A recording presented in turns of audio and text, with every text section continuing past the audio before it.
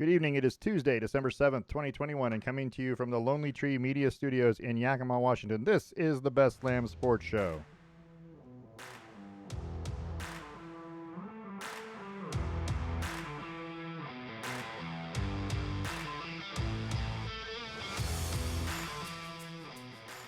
Maybe we need some new music. Nah. At the front? I you like this the music. We could go with like a salsa. I've got some other options. We might have to try out some other something things. spicy for down the stretch. Spicier. So I'm your host, David Lamm, and with me is my son, Parker. Say hello, Parker. Hello, Parker. See? What happened? I don't know. There's nobody. Oh, there they are. Oh, you were hiding. I tell you, that applause sign, sometimes you just don't see it. I don't think the light's working. I'm going to have to get that fixed. The applause light. We need a 90-watt bulb in there, something brighter. So, we're streaming on YouTube. We're on Twitter, @LambSports, on Facebook, under the Best Lamm Sports Show. You can send us an email, lambsports@gmail.com, and please check out our webpage, www.lambsports.com. You can find links to the past shows and current trivia question on the website. Let's go right to this. First part of the show is brought to you by The Range in Yakima. The Range is Central Washington's premier indoor shooting destination at 34,000 square feet. The Range is an all-inclusive facility offering firearm training, retail sales and supplies, full gunsmithing and repairs, custom builds, and Cerakote services. All under one roof at The Range, open Tuesday through Saturday from 10 to 7, Sunday 11 to 5. Go see our friends. Once again, The Range, 1701 Garrettson Lane in Yakima. Phone number, 509-571-1449. Make sure you mention the Best Lamm Sports Show. All right, so we have some stuff to talk about. We always do. We do. And we got the Oregon Ducks football team, which was, in a word, disappointing. Yeah, that's the word I wouldn't use. We've got head coaching news. We've got college football final rankings and semifinal matchups. We're going to predict who's going to win.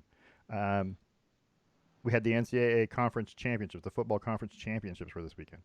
MLS soccer we got to talk about. The Trailblazers, Seahawks, the Chargers, all the NFL stuff that's fit to print. And lastly, we're going to talk about that Formula One race in Saudi Arabia.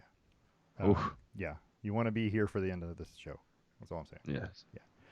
But first, we're going to talk about the trivia question because I didn't know where to put it because the format is weird, but it's an NFL trivia question, so we're going to do it at the beginning because why not? Fair enough. You ready? Stone trivia question. Since 1944, how many times has an NFL team had a winless season? Since 1944? Yeah, since 1944. How many times has the NFL team had a winless season? Trick question, because the NFL didn't exist until 1970 some odd. Oh. Professional football, let's put it that way. False. Yeah, Bears. Interesting. So how many times, let's just say a professional football team, how many times have they had a winless season? Yeah, but since 1944. That's the question. Okay, and if you can name them, the teams that have had them, because there's been a couple. Right, there's definitely been a few. If you can name them, that even more power to you, because I'm going to ask the second part at the end. Second part of the question. All right, you ready? Yeah. So, we want to talk about the Oregon Ducks, the football team. We don't want to, but we're gonna. A lot of stuff we don't want to talk about. So for the second time in 3 weeks, the Oregon Ducks were blown out by the Utah Utes. This time at a neutral site. At least they got to do it in front of everyone's fans. Yeah, I guess. this time it was. We got to disappoint people in a whole other region. A whole different state. That's right. Outside the Pac-12 even. This time it was the Pac-12 championship game, and it was 38-10. Oregon never really looked good in this game. 2 first-half interceptions thrown by Anthony Brown. One was returned 34 yards for a touchdown by Devin Lloyd. Utah led 23-0 at the half. Brown was sacked 4 times. The Ducks had 221 yards of offense.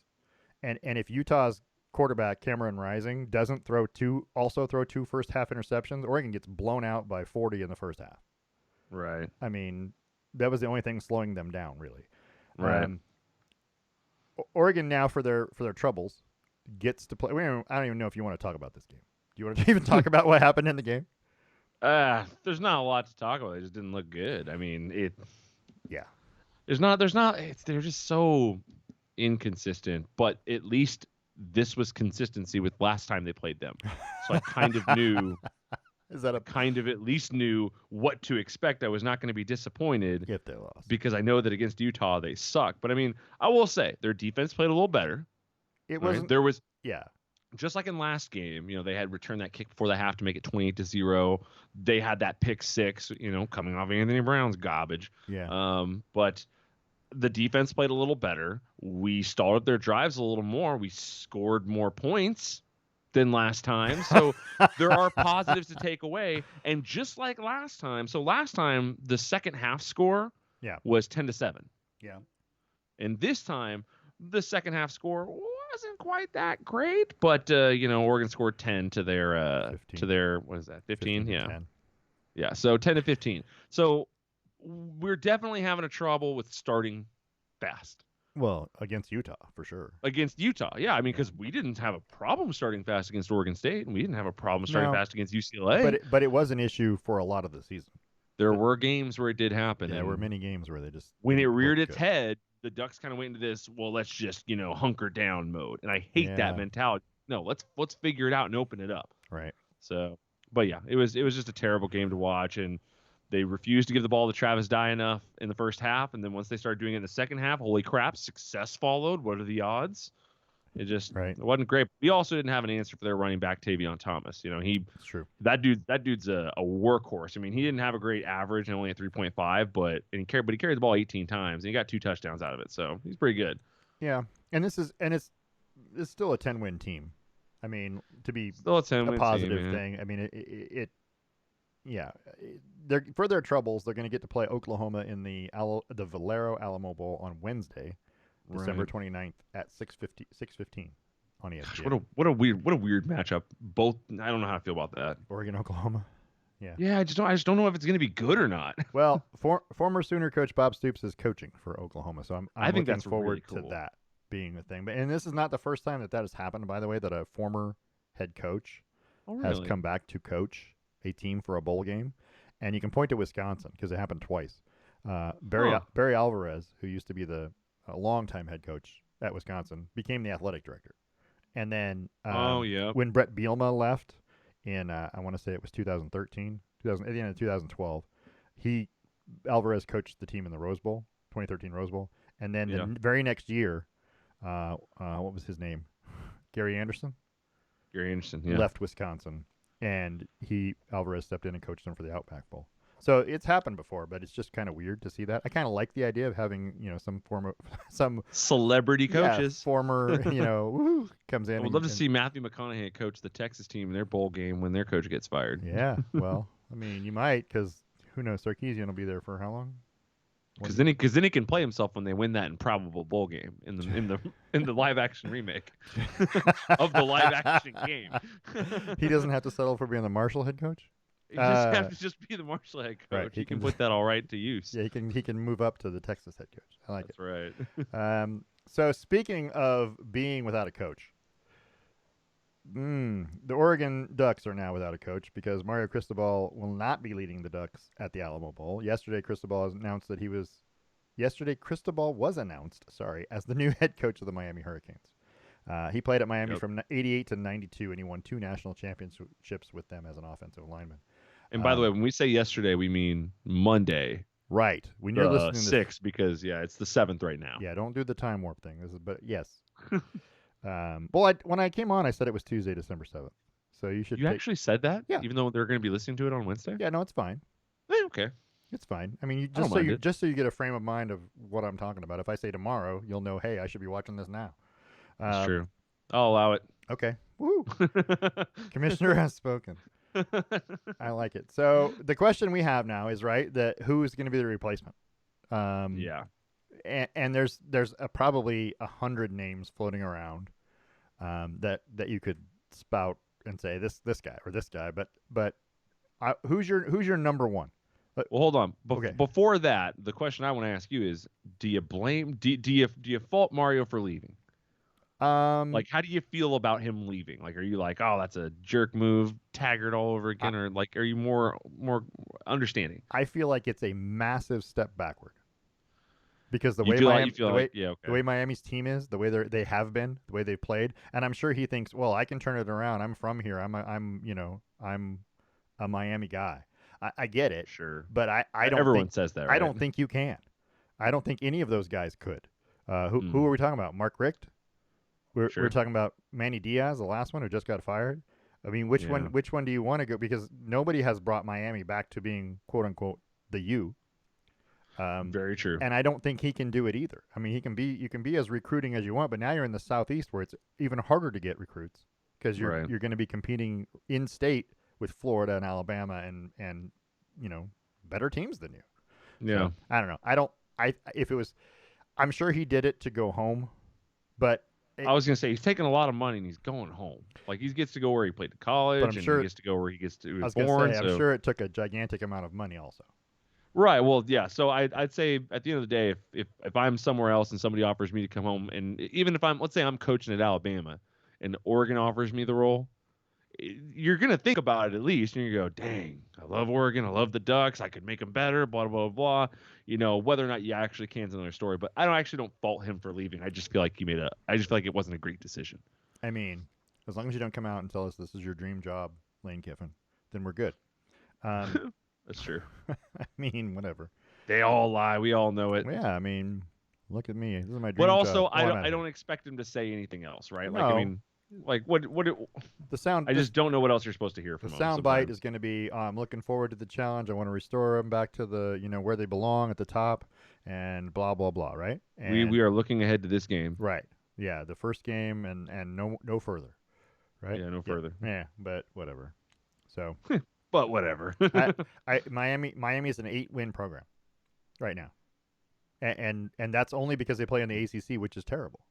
They might cap there too. They might not Yeah. ever become much better than that. No, I don't. I don't. It's going to take something incredible to make you better than that. Well, maybe it's a. I mean, he's recruited really well out here. Maybe he'll carry that over to there. But how well have they been out here? How many college football playoff appearances hold on, did we hold get on. to? Hold on. That's hold on. not what we're saying. Let We're me back saying he up. recruited well. Okay, but what I'm getting at is he took a team that was terrible under Willie Taggart Right. and turned it back to where it was just 2 years prior Right under Mark Helfrich. under Mark Helfrich, right? Yeah, he rallied him up a little bit. Yeah. A little bit, but the talent was still kind of there. It was just a really bad coaching job by Willie Taggart. I'll be honest with you. He should never have been there. But anyway, so Agreed. you took a team that already had talent that was a 10-win program. Right. And what did he do with them? Well, he gave him 10 more wins. So, I mean, okay, he didn't take him to a college football playoff appearance. He didn't, they won a Pac-12 title, 2 as a matter of fact, I guess. But Yeah. but one of those was kind of by default. I'm not going to count last year's as anything. But when it came time for a big game to get into a college football playoff, he had 2 years, 2019 and 2021 this year, where he had an opportunity. The Ducks had a chance to be in that picture, and they couldn't do that. They couldn't. Small win side that note: game. I will count last year because Washington avoided playing Oregon in the small regular season. All right, if that game would have happened, Oregon might have made the kind of the normal way anyways. You don't know what would have happened there, but they didn't play us. They bailed out of playing us because of quote COVID, and then that same COVID thing took them over the next hump and then allowed us in. So I will never not accept screwing over Washington as much as possible. Well, that's true. I will always take. Okay, I'll allow that. That's a win in my book. I'll allow that. If we're not the Pac-12 champion, we're the Pac-12 North champion. And to hell with Washington. Do you think it's a bad? I mean, it's a bad. Is it a bad decision? I don't think it's a bad decision. I just think from a football standpoint, are you gonna be much better than you were here in terms of your season to season thing? And if that's the case, how much longer did you really have here? Right. And that makes it an even better decision. Yeah. You go secure your next 4 years out there when you might have only had a year or two left here. If he turns them into a 10-win team in a couple years, boom. Right? Next thing he's got an extension. Yeah. He's there for the rest of his coaching career. Or he's step-stoned into Nick Saban's job when he leaves or something. Right, something like that. So I don't think it was a bad decision, and he proved he can recruit well out here. Yeah. I don't think recruiting to Miami is going to be hard. I mean, there's beaches and it's gorgeous, and what are you going to do, right? Well. So, and half those players that are out here are from Florida, so he is going to lose his California pipeline a little bit, but it's not going to be too bad. Harder. Anyway. But not bad. So we want to know who we think will replace Mario Cristobal, and so we've each come up with a couple people. Who's your number one on your list? Who The are you number going to get? one on my list is Kehlani Satake from BYU. I want this guy. I want him to be, he's been a defensive backs coach, he's been a running backs coach, an offensive lines coach, but he really focuses on defense. He coached at Oregon State, which I think Oregon State fans won't let us live down if he ends up at our school. They're like, "Oh, you're taking our throwaways," that sort of thing. Right. But he's got a 48-28 overall record, 3-1 in bowl games. This guy knows how to rile up people. And he played fullback at BYU, so he's a player too. He's got a little bit of that going. I don't know. I just like him. I just like his energy, and he's from Hawaii. We keep that kind of Hawaiian pipeline that Marcus and Mike Bellotti started alive. So I'm on board. Okay, I can see that. Yeah. I can totally get behind. And he's right now he's a Western guy, West Coast, if you want to call it that. But Yeah, he was at Eastern Arizona, BYU, right. Southern Utah, Oregon State, and BYU. So he's never left the West. Right. Yeah. Okay. I can get behind that. Yeah. You want me to go, or you want to? Yeah. Oh no, you should do your number 2. I want to do your number 2. Oh, you don't want my number 1? No, we'll get to that in a minute. So my number 2 would be Joe Brady. Joe Brady was, and he got fired this last weekend, was the Carolina Panthers offensive coordinator. And prior to that, a couple seasons ago, was the LSU offensive coordinator with Joe Burrow. He knows how to put out an offense that is dynamic. Right. With players like, Joe Burrow. You watch his numbers, look at Joe Burrow's numbers at LSU, not just throwing, but rushing. And that is a dynamic offense where it enables the quarterback to do a lot of things. If he can even come close to that, he also had at Carolina Cam Newton and Christian McCaffrey. And Christian McCaffrey's that Swiss Army knife. He can do everything. You know what? He doesn't really throw the football, but he can do everything else. Yeah. But he does have like 2 or 3 touchdown passes. I think he could probably kick too if you let him. Anyway, Full Ocho Cinco. I think he's probably, offensively speaking, from that offensive mindset that I'm in favor of. I would like Oregon to get back to that offense first. And you scored? Well, it's no big deal because we're going to score 10 more times. Just keep up. Right. I like that offense. I like the way that is. I don't care if they play defense. It doesn't matter to me. If you win games 50-40, right? You win games 50-40. That's okay. I liked that offense, but the problem was that when your offense wasn't clicking because you came up against that kind of wall, you didn't have a defense to fall back on, and you were about to get smoked. That's true. And it just felt terrible because you saw it early. In the first quarter, you're like, crap, we're not getting off on the right foot. And then it just turned into Oregon versus Utah 1 and 2. Well, that's true. That's true. But I'm hoping. But I get what you're coming from. I like watching. It's more exciting. It puts behinds in the seats. You know what I mean? That's fair. I wouldn't pay a lot of money to go watch Oregon win games 10-3. I wouldn't do it. Even if their defense held everyone to 3, but their offense couldn't score, I wouldn't pay. You're not on board to with that. Nope. I'm not. Okay. I don't want to sit through 60-minute football game and 49 minutes of it are nothing. Yeah. That's just dumb. I can do that at home and not be cold or hot or whatever the temperature is or rainy. Whatever that crap is, I'm not doing it. Whatever it is. Yeah, I mean, how many days have you ever gone? How many Oregon football games have you gone to and it's been perfect weather? 2. Yeah, all right. So 2. Yeah, and one of them I was working for PSU. Yeah, that's about right. Because that was a gorgeous day outside and it was awesome. But most of them, if you go early in the season, it's so hot. It's too hot. Yep. It's so hot. And if you go late in the season, it's pretty damn cold or wet. And if you notice, the early season games are always in the middle of the dang day. I hate that we get so screwed on that. That's why I really hope the new commissioner for the Pac-12. We're gonna save this for Parker's moment. Okay. At the end. All right, I like it. All right, so who's your number 2? So my number 2 is Justin Wilcox. And so for those of you who don't know, Justin Wilcox he played for Oregon, played defensive back, and then he went to Boise as a GA. He went to Cal, back to Boise as defensive coordinator, was at Tennessee as defensive coordinator, was at Washington as defensive coordinator, USC. So he's pretty much bounced around the West Coast a lot, was at Wisconsin as a DC, and has been at the University of California ever since. His head coaching record isn't spectacular. He's 26-28 and 1-1 in bowls, but I don't want to get hurt, man. Right. That's what he is a safe pick. We're asking him to come home to Eugene. I feel like that's a reasonable request because we lost Taggart to his dream job. We lost Cristobal to his dream job. We lost Chip to the next level. I don't know if it was his dream job or not, but we lost Chip to the next level. So I'm just like, if he's here, where the hell else would he rather be? Right. Yeah. So that could at least secure you down. Also, he runs a pretty dynamic offense. His defense could use some work, but I feel like you could hire somebody for that. But his offense has been pretty great. He's brought in some really good players to Cal who've been pretty dynamic. So Right. Justin Wilcox, my number 2. I like it. So, my number 1 Okay. is going to be Pat Narduzzi, and probably everybody goes, who? Pat Narduzzi is the head coach of the University of Pittsburgh, and he was formerly so his coaching career goes from Cincinnati. He was the defensive coordinator at Cincinnati from 2004 to 2007, and then he went to Michigan State and was the defensive coordinator under That's where I remember him Mike from. D'Antonio. Because he was Mike popping up D'Antonio? as a head coaching Mark candidate to D'Antonio. replace like Helfrich and those guys back in the day. Right. Yeah. No. So he was at Michigan State, and had some great defenses at Michigan State. From 2011 to 2014, Michigan State was the only team to rank in the FBS top 10 in total defense and rushing defense. Yeah. Yeah, so he knows how to put a defense out there. So this is the other side of that thing. He also knows how to do a lot with a little, because let's admit it, Pitt's not the dream location, and they're not a top tier team necessarily.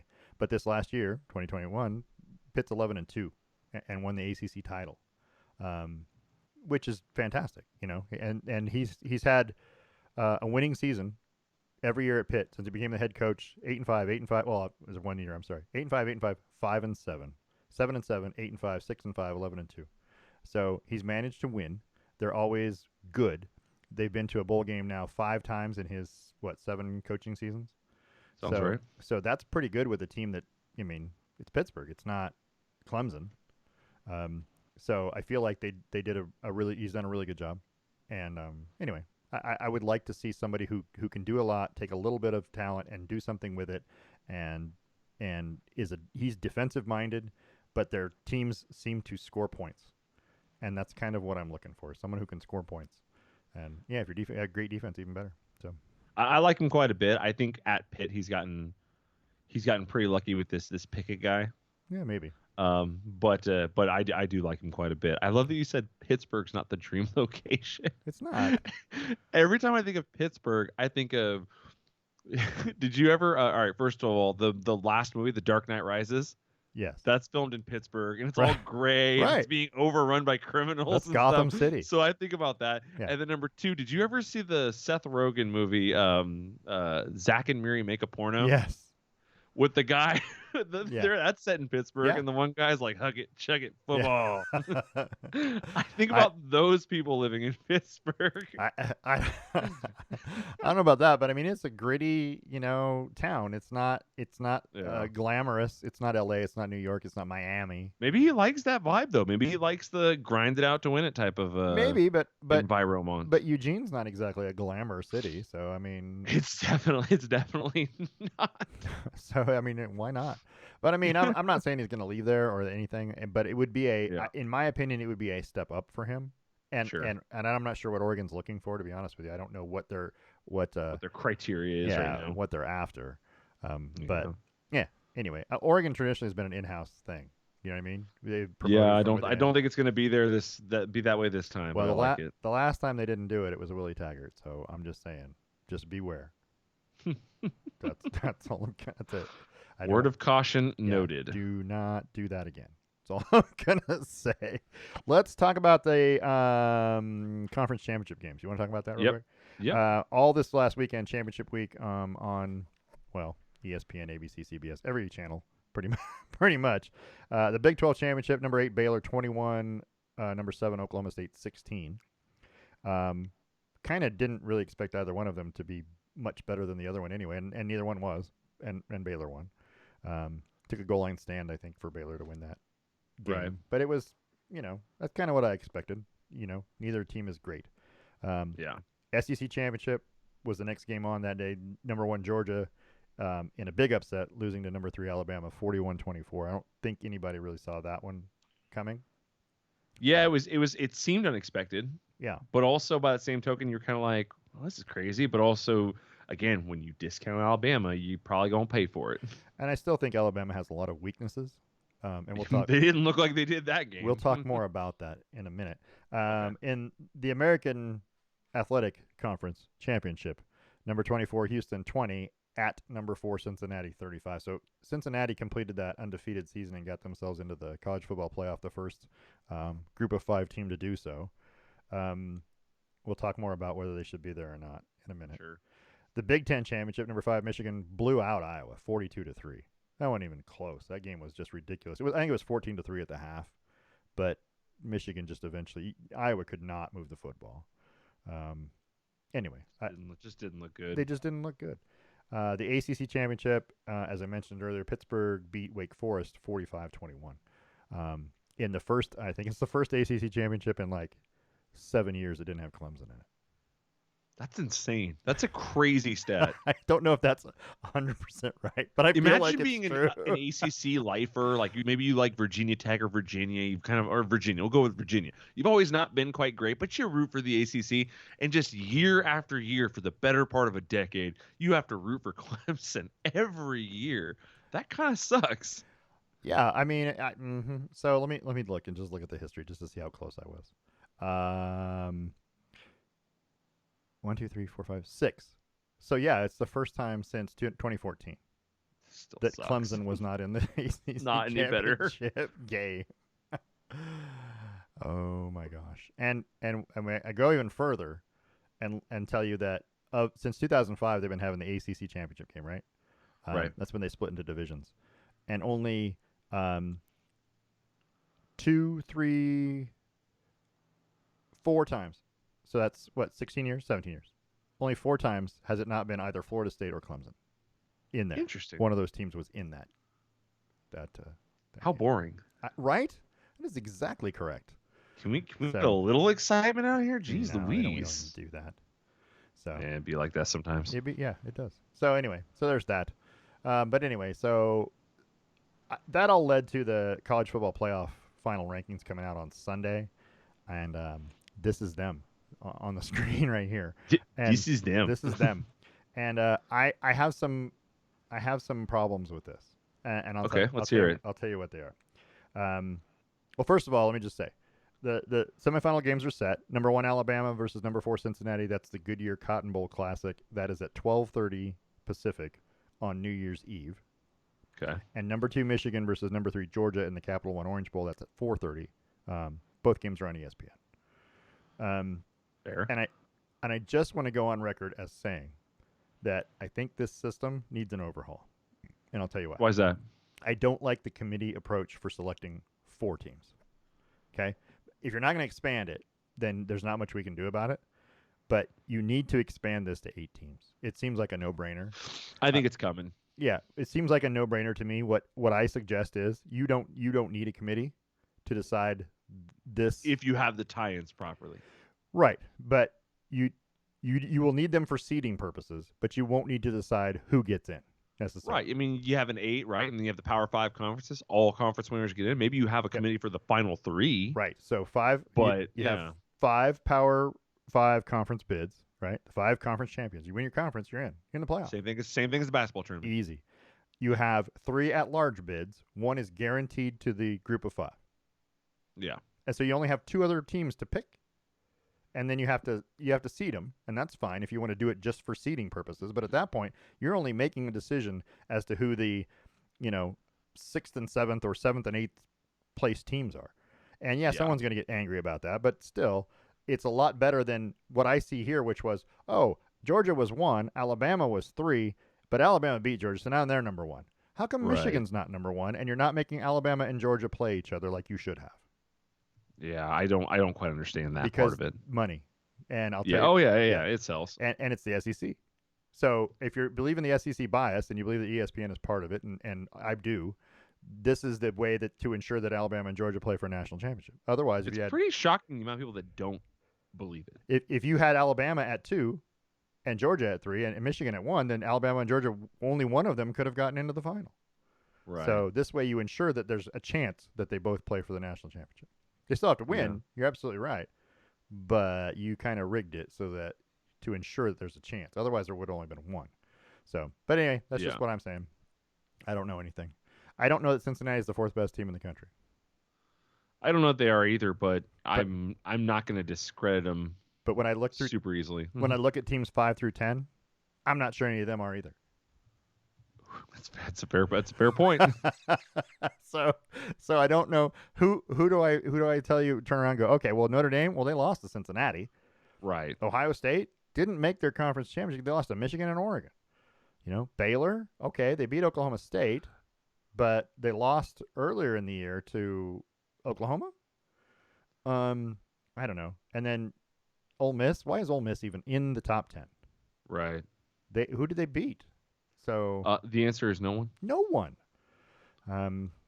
Anyway, so there's that. I look at this, I look at it, and I go, when you get past 3, Yeah. you could have thrown any of the next, 4 through 20 in there, and I just said, okay. I agree. It would have just been what it was. You're like, Right. oh yeah, sure, that makes sense. It doesn't matter to me. So you should have thrown the Pac-12 champions in there, BYU. Jeez. And if BYU and Utah, did they not play this year?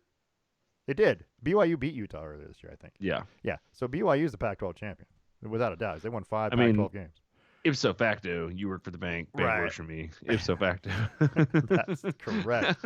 Anyway, but that's the transitive property, right? And if you don't win your conference, in my scenario, if you don't win your conference, the best you can be is number 6.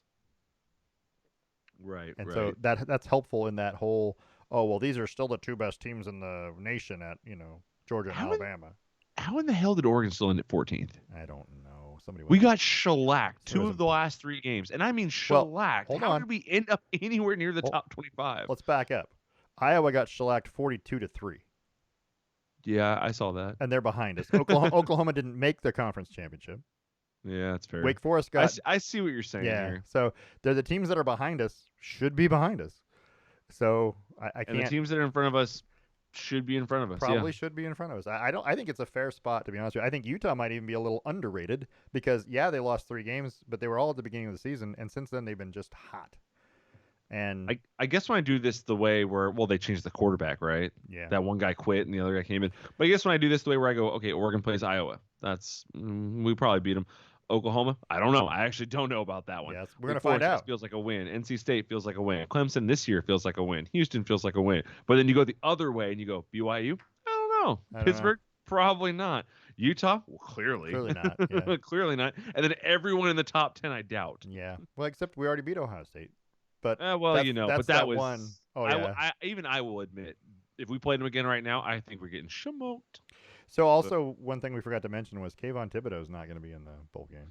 Yeah, that's not surprising. It is not surprising, but it's going to be one more reason why Oregon's going to tank this game. It's a weird thing because from his standpoint, it makes perfect sense, right? Why would you play this game? It's so far below your expectations of where you should be. Right. Why would you do this? I kind of get it. I think I personally would play the game. Like if it was me doing it, I would do it but that's because I have a team first mentality. But this guy is talking about he's had injuries all year. Why would you risk flaring one up that's going to set you off on a 2, 3, 4 month rehab going before the draft? I wouldn't. I don't know if I'd do it if I thought I was risking, $8 million. Right. So I completely get the decision. Here's my question, I guess. Has this been a problem before? This seems like it's been a gigantic deal over the last 5 or 6 years. Was it an issue before that guys got hurt in the bowl game and ruined their draft stock, or is it that they just don't want to play because if I do something bad, it might look bad? But see, you think it's all about risk. It's all about weighing it, right? Does it hurt you to not play in the bowl game? No, not really. I mean, it might hurt some fan perception in Oregon or Oregon fan perception, but very few other people are really going to care that much beyond like maybe a Facebook post about, oh, this is stupid. He should just finish the season out. But it's going to be short-lived. How much you're going to be damned for this decision will be short-lived either way. Yeah, so I suppose that's true. So why risk it at all? I don't think there's been a large precedent for guys getting hurt, but I think if it happens once, which I think it did a couple of years ago or like 4 or 5 years ago, that's enough to set people on a course where, whoa, I got to consider this now. This is a business decision. Which is what it is now. Now they have the NIL and all that stuff. That they're all business decisions. Yeah, I can't recall it happening very much that someone got hurt and it ruined their, I ended their do career. remember guys opting out though in the like late 2000s. Right. So I remember what's his name for Ohio State? Was that Braxton Maurice Miller? Clarett? Oh, Clarett, yeah. Remember he got hurt, but it was a national championship game. It wasn't like it was just any game. It was. He got arrested later, right? Well, I mean, there's that. Ohio State. What are you gonna do, right? Hey-o. Little shade at Ohio State. Watch out. Simmer down. Yeah, if you don't like it, beat us on the field. Anyway, hey-o. I don't know. Right now, they probably could. Well, they don't get another chance. But they didn't, so that's on them. Yeah, you didn't play last year, and they wanted that rematch. We wouldn't give it to them. You got the home game, and we still beat you. So never mind. Anyway, it just makes me wonder what we could have done last year with a much better team. So here you go, Parker. Number 1, Bama. Number 4, Cincinnati. Who you got? Bama all day. Okay. Bama all day. And number 2, Michigan. Number 3, Georgia. Michigan is a pretender. Georgia all day. I have Georgia too. So rematch, Bama Georgia national championship game. Alabama. I'm gonna take Georgia. It's insanity to slam your head against the wall and expect a different result other than you'll be bleeding. So I'm gonna take Georgia.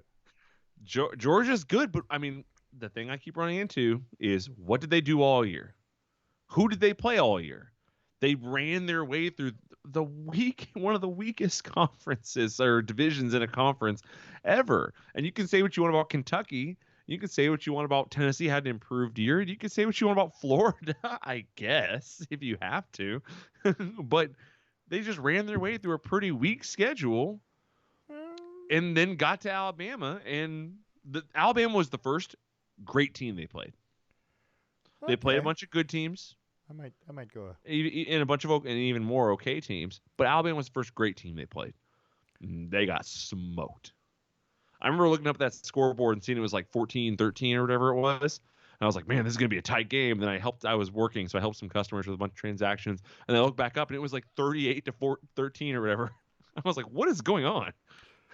So, yeah, well, you're probably right in terms of who they played but still, I mean, let's look at Oregon. If you want to compare like Georgia to Oregon, let's just. Oh yeah, same deal. No, what I'm saying is Oregon's, playing some weak opponents. They played a lot of weak opponents. They didn't beat them 43-6, 56-7, 45-0, 37-0. They didn't do that.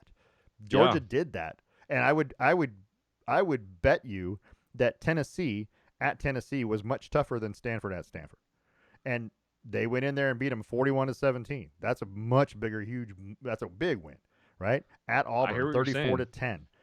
The most points they gave up all year before Alabama was 17 to Tennessee.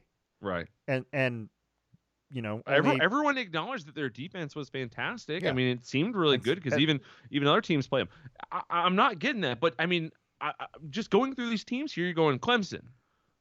Yeah, they had a bad year. They had a terrible year. Terrible year. They won 8 or 9 games. They won 9 games, I think. They ran their way through a fairly weak ACC, is what it is. Absolutely. UAB, they smoked them. They should. They should. South Carolina, redheaded stepchild of the SEC. Sure. What are you gonna do, right? Vanderbilt, should they even still be in the SEC? Probably not. Arkansas, are they overrated or not? They were, but they absolutely were. But were they 37-0 overrated? I don't know. Right. But that's the thing is every one of their teams you could look at and make an argument against. I'm just saying. Except Alabama. Alabama's the only team that they played that you couldn't go, oh, well, that team did this or was this. You just go, well, that's a good team. And what happened to the one good team they played? They got smoked by them. I'm just telling you, these are scores. And we talked about this before. We were literally at the Oregon-Colorado game, and I was saying what I wanted was a definitive victory. I want one of those games where you come away going, yeah, you want them to look just like crushed this, them. yeah. I wanted it to look like that, and they didn't do that all year. Really. I mean, kudos to them. They managed to pull it together against every team they played except Alabama. But at the end of the day, I'm looking down their schedule, and there's only one team that I'm convinced is a good team. That's Alabama, and that's the one game they lost. So every other team, I could easily make an argument that this team was a beneficiary of a crap schedule or having 4 non-conference games. So would you say Michigan is going to be the second toughest team they played all year? It will. Yes, Okay. I would say that, and I think they're going to beat them because I think Michigan's a pretender still. I think Michigan would beat everyone else on their schedule, but I don't know if Michigan's going to beat them. Hmm. So that's kind of the way it is. But I like Georgia. I hope they win it because I really don't want to see Bama win it.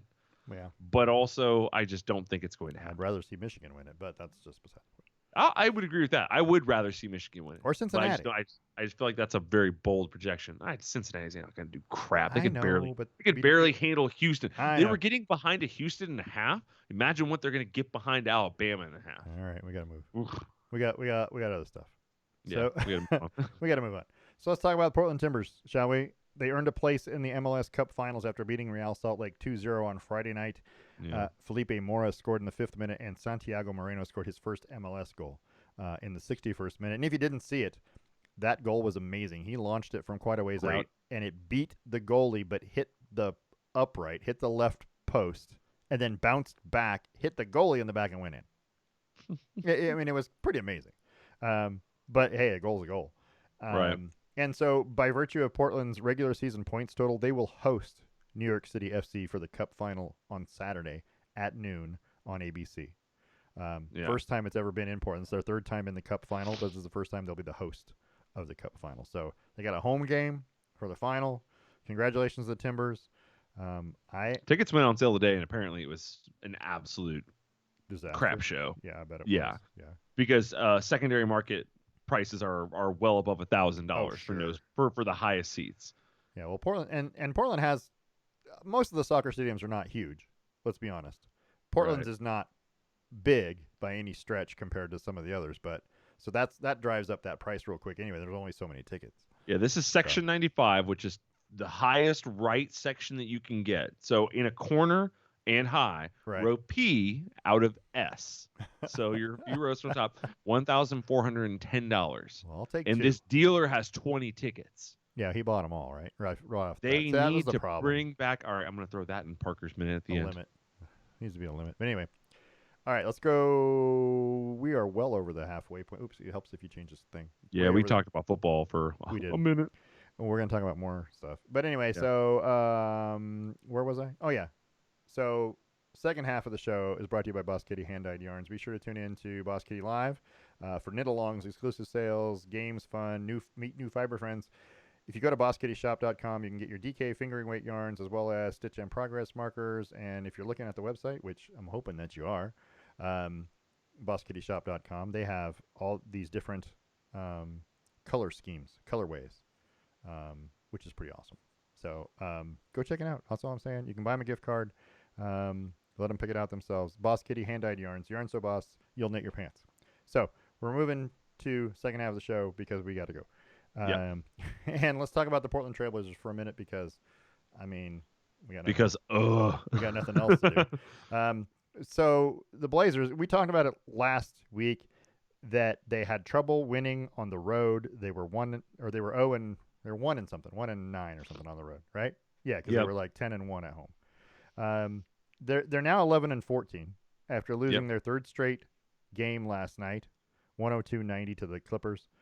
Portland was without Damian Lillard because of his abdomen thing, and then Anthony Simons has that right ankle sprain. But this 3 straight home losses for Portland, and 2 of them weren't even close. The San Antonio and Boston games. Boston beat them 145-117. Boston smoked them. Just smoked ridiculous. And if you can't win on the road and you can't win at home, it's going to be a thing. What are we doing here? Yeah, and now CJ McCollum has a punctured lung. Is that what That's it is? crazy. That's crazy. A punctured lung. I mean, oh my gosh, going full tie rod.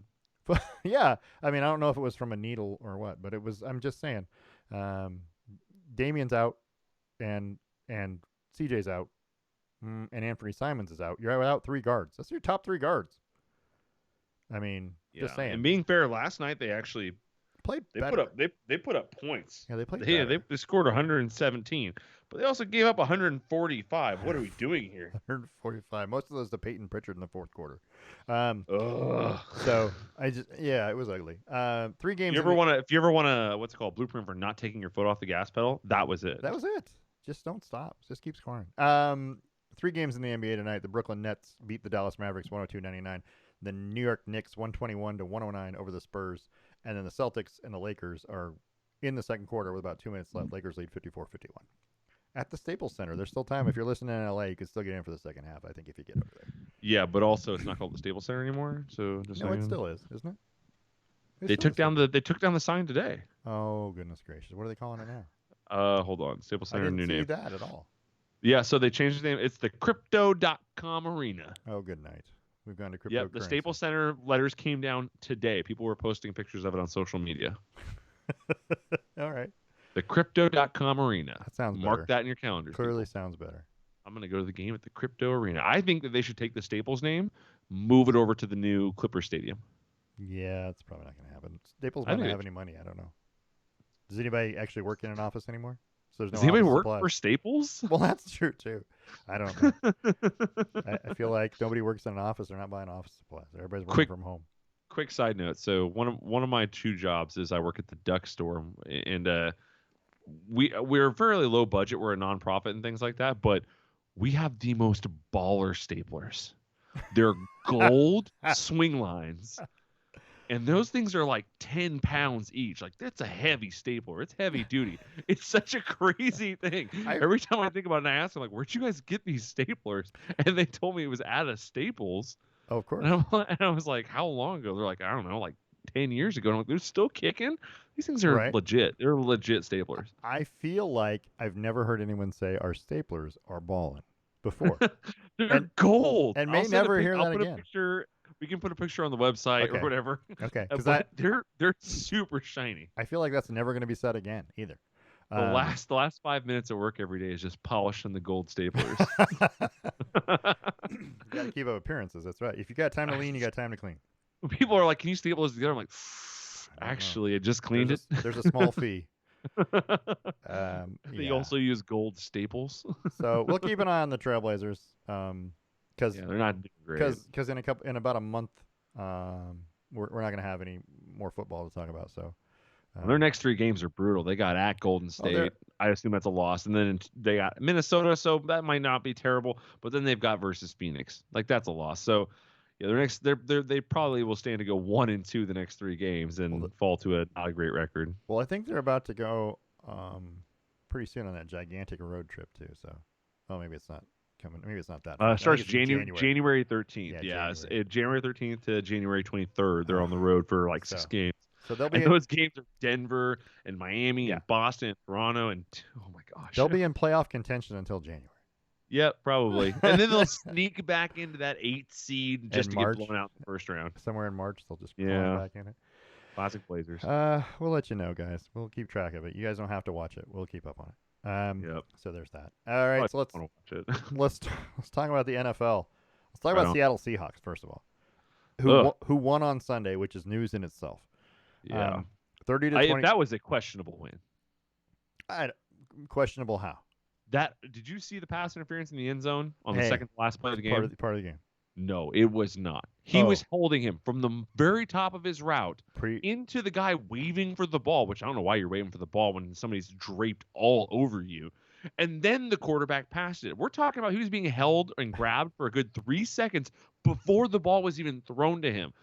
Top to bottom elapsed time is probably like 5 seconds of having somebody draped all over him with a referee standing less than 5 feet away. But I feel But I feel like Seattle's always the beneficiary of some kind of crazy end zone referee call, right? Green Bay, isn't that right? I saw a stat that was posted online that said was like 83% of Seattle's scoring drives there is a personal foul or a pass interference that totals more than 20 yards. That's a big deal. They're getting helped so much in their scoring drives. And I think that's starting to make me think that some of it's strategy. Like they're good at drawing pass interference penalties. They could be, and that's you know what we've that's always on your talked wide about. Receivers coach. You run fast and you hit the brakes at somebody right into you get the penalty. A sudden change. I had to adjust to go get the ball. You made contact. Down I go. It's pass interference. Yeah. But either way, that their defensive back committed a very blatant pass interference. Yeah. It wasn't called. That's not to say that the 49ers would have won the game, but they wouldn't have been looking at a 4th and 13 or whatever the heck they were looking at. Sure. And instead they would have been looking at a 1st and goal with 4 downs. Well, the final was 30-23. Yeah. Russell Wilson looked a lot better in this one than he had previously. 30 for Yeah, he did. 37, 231, couple touchdowns. He did have the one interception. He was sacked 4 times. Um, and He's but not he's not he's not as mobile as he but was the last couple of but years. their run game was awful. Seattle's. Their run Let's game is Yeah. awful. They So haven't drafted a good running back 100 since Marshawn left. they had 146 yards rushing. And the only reason they had 146 yards rushing is because 73 of them came on Travis Homer's fake punt run where he ran 73 yards for a touchdown. That was half of the rushing That's so offense funny. for the day. So Jeez Louise. I know, and without that, and that might have been that was a turning point if you want to call it that. That was a big In that play game, in yeah. that game, yeah. Adrian Peterson did score on a 1-yard touchdown run in the second quarter, moving him into a tie with Jim Brown for 10th in career touchdowns with 126. They tried to get him to break it too. Yeah, They went for it 4 times in a row at the goal line and didn't get him his second. but you know who was the best player in this game? George Kittle. Yeah, right. That catch and run up the sideline. Yeah, that was ridiculous. Oh my goodness. Talking about Jeez Louise. a combination of size and speed and awareness, of where you are on 9 the field. receptions for 181 yards. Yeah, Holy crap. And a couple of scores. And then I was told this was his first multiple touchdown game of his career. Is that true? That seems like a lie. It seems like a lie, but that's the stat I read. Either that or he just happens to have 1 touchdown a game for like a For solid every 17 game, a year. Yeah. Yeah. Yeah, and that could be true. I mean, maybe it's true, but it just was weird. I was like, that doesn't seem right. But okay, if it is, it is. Seattle's now 4-8, not out of the playoff talk, because really only one team has been eliminated, and that's Houston, which I find weird. But anyway, still 4-8. But this is a big win over a division rival if you're trying to get to the playoffs, because the Niners are now 6-6. So they're not out of reach, but this NFL season, I feel like half the teams are going to be under 500 getting in the playoffs. Just completely agree. Yeah, it's going to be ugly. So let's talk about the Chargers, who bounced back from their loss with a big win, to beat the Bengals 41-22. 3 Justin Herbert touchdown passes in the first half give the Chargers a 24-0 lead, and then Cincinnati came back with 22 points in a row before the turning point of that game, which was a 61-yard fumble return for a touchdown by the Chargers. Is it Tavon or Tavon? Tavon? I think it's Tavon Campbell. I think it's Tavon. I can't remember how they pronounced it, to be honest with you. But anyway, it was early in the fourth quarter, and it kind of sealed it up for the Chargers because Cincinnati had cut it to 2 points, and they were driving with the football into Chargers territory. And then Joe Mixon was, he's holding it on the wrong side of his body. And it got knocked away, and away they go. Joe Mixon's got fumble issues. He's from that Dalvin Cook school of holding the ball. You got to cradle it gently. That's right. Herbert was 26 of 35, 317 yards, 3 touchdowns, 1 interception. LA is now 7-5 and in second place in the AFC West. More importantly, they hold the 6th AFC playoff spot and a big tiebreaker over Cincinnati, who is also 7-5 now. Yeah. So it was a big win. A good bounce back win. Justin Herbert still looks good. There are times when he looks flat too. Like, I don't know if it's I feel like there are times when he gets put in some really rough positions. Yes. Maybe people aren't getting open, or maybe the run isn't working, so they start leaning on him really heavily, and you're like, all right, you're not helping him right now. You're kind of hampering him, but they won't open it up quite the same way. I don't know. It's just I feel like they could be better. Some of it's play calling. Some of it's play calling. Yeah. But anyway, he still looks really good. Let's talk about the rest of the NFL and what happened this weekend. Cowboys over New Orleans 27-17 on Thursday night. Nobody really cares. Let's be honest. I agree. Dolphins over the Giants 20-6. Nobody cares. Tampa Bay beat Atlanta 30-17. They should. Arizona won at Chicago 33-22. Arizona's still probably the best team looking other than New England. I still think Arizona and New England, those are the 2 best teams right now that I see. I would agree. Philadelphia 33, the Jets 18. Indy beat Houston 31-0, knocking them out of playoff contention. Oh, and let me back up. Philadelphia's win. Who led that win? That was the mustache. That was the stash. Gardner Minshew. That was the shoe. Right? I'm like, what?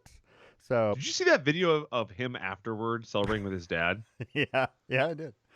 That's such an aggressive celebration. I know, right? Like, can you guys chill out, please? There's a lot of manliness going on there. Anyway, so what would you expect with a mustache like that? It is. You have to be that way. Washington, the Washington football team, beat Las Vegas 17-15 on a Brian Johnson 48-yard field goal with 37 seconds left, further throwing the AFC West into turmoil, I guess. The Rams 37, the Jaguars. I have 17. I don't think that was right. I think I'm going to say it was 7. It's a typo. 37-7. And in a ho-hummer, really. The Steelers did get a big win over Baltimore. Steelers are now 6-5-1. They beat Baltimore 20-19, keeping that division kind of sketchy.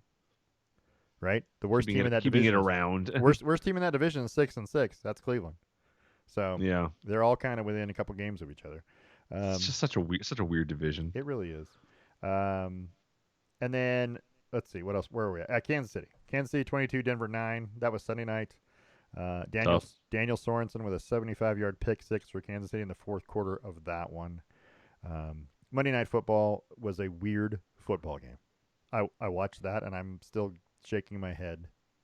New England threw the ball 3 times. Yeah, it was hard to watch, right? It was really hard to watch. It was kind of boring, but also kind of exciting. It got interesting at the end for sure because on TV it didn't look that windy. No, but your normal stuff did not look windy, but it was crazy. Yeah. Jones Imagine that 2 of 3. Crazy high QBR though. It was well. I don't even think his QBR was I was going to say I thought it was, but I don't think it was. I want to say that. Let me go to the game. Hold on, because I gotta look. Because I was it was not. How do I want to describe it? I looked at the QBRs and I was expecting 2 of 3. Oh, okay, he only threw 3 passes and he completed 2, and this is great, right? He's going to have a great QBR. Not so much. Something like that. I think his QBR for Mac Jones was 4.3. Ooh. 2 of 3 for 19 yards. 4.3? 4. I didn't. Yeah, 4.3. His rating was 84. That's what must have been what I was thinking. Yeah. He had a fairly high rating because the things he did well. Josh Allen had a rating of 75 and a QBR of 20.4 because he threw a touchdown pass. I didn't understand. So this Bill Belichick did what we all say, which is, well, if it's not broken, just keep doing it, right? Yeah. Just keep doing it, even if it doesn't make a ton of sense, even if it seems stupid, even if it seems like, why would your quarterback only throw it 3 times? Because apparently it'll lead you to a win. Who gives a crap if your quarterback doesn't get throws in? They tried to force the Josh Allen side of it, and they don't quite have the running back game that Damian Harris, Sony Michel, and I can't remember who the other guy was for him. But it was weird. That's the one. Yeah. It was just a weird. You're right. It was a weird game to watch, but. Game. You got the feeling that they were like, but oh my gosh, Buffalo kept trying to kick it. Yeah, they kept trying to kick it. They were going to win that game one way or another on a foot of. Louise. Yeah, it was bad. I mean, I don't know. I feel like I don't know that I've ever seen a game like that ever in any level. Do you remember the Snow Bowl a couple years ago with Philly and Detroit? Is that who it was? Maybe. Yeah, because it was Megatron who rolled over and had all the snow in his helmet. That game was all runs. Maybe an Army-Navy game. Because maybe an Army-Navy game, yeah. Where they would run the option every down and only throw it a couple times. I don't know. But this one ended up being 14-10 New England, and New England is now 9-4 and leads the division, the AFC East, by effectively 2 games. I know it's only 1.5, but they've got a tiebreaker now with Buffalo. So effectively 2-game lead over Buffalo, who looks to be falling. I mean, Buffalo doesn't look like the team that I thought at the beginning of the season might be in an AFC Championship game. That's which I haven't been able to sit here and think what's wrong with them. It doesn't it doesn't make sense. They seem like they're working. It's just things aren't working for them. I don't know. Maybe they're getting bad breaks or something. They only gave up 14 points. You shouldn't lose a game when you only give up 14 points. I mean, so your offense was clearly bad. And that has a lot to do with not being able to run. But Bill Belichick's good at this kind of crap. I mean, that's what he does. He finds a way to beat you, and it may not be orthodox, but he'll find a way. And there may be cheating involved too, but I don't know. All right, so you ready for this? I pulled up all of the NFL least passes completed in the game. Okay. So there are a handful of them where people didn't complete any passes, despite trying. But in 1974, the Bills were 0 for 2. They only tried 2 passes in September. Oh wow. It wasn't even the winter. Redskins played the Giants 0 for 7. There was a Cleveland game here, 12-3, 1950. No pass attempts. Sweet. Also 1949, Steelers versus LA, no pass attempts. But the more recent ones is last year, Denver played New Orleans and completed 1 of 9 in the COVID game. Oh, yeah. That's probably the more recent one. And then behind that is the 49ers playing Chicago on November 13th, they completed 1 of 13. Hmm. So those are kind of your more recent games when that happened. But there are like 8 games where there was not 8 or 9 games where there was not a single pass completed, and of that, 1, 2, 3, 4 belong to the Steelers. Well, okay. Yeah, just kind of a crazy thought for everyone. And just as a final note, New England is now 6-0 on the road this season. Gosh, are they good, right? Yeah, I think Their I think they're a defense is lot better. incredible, Yeah, and Mac Jones, playing a I'll lot eat it, better. man. I'll eat it. I thought he was going to be not great. That's true. He's been fantastic, and not just in games where the weather's poor and he's only throwing it 3 times, but in games where he's throwing it 30 times. He looks great. Yeah, What a great find. it is. I mean, I think he's going to be the best quarterback to ever come out of Alabama. Probably at this rate. I mean, if he just makes it to the playoffs, he'll already be that. Well, this side of Joe Namath, we're gonna get Joe. Yeah. Joe Namath some credit for winning crap on one. Broadway Joe and his fur coat Right? like that. I mean, don't mess with the jacket.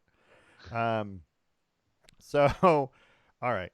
So, week 14 is this week. That's the week we're coming up to, and it's not a good one.